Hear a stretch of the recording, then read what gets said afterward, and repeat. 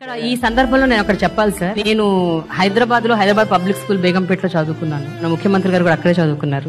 అధ్యక్ష, నేను ఏ స్కూల్ నుంచి వచ్చినాను అని చెప్పి చంద్రబాబు నాయుడు గారు నన్ను ప్రశ్నిస్తాడు. Hyderabad public school Begumpet. మాకు అలాంటి మెనూ ఉండేది సార్ మేము చదువుకునే రోజుల్లో.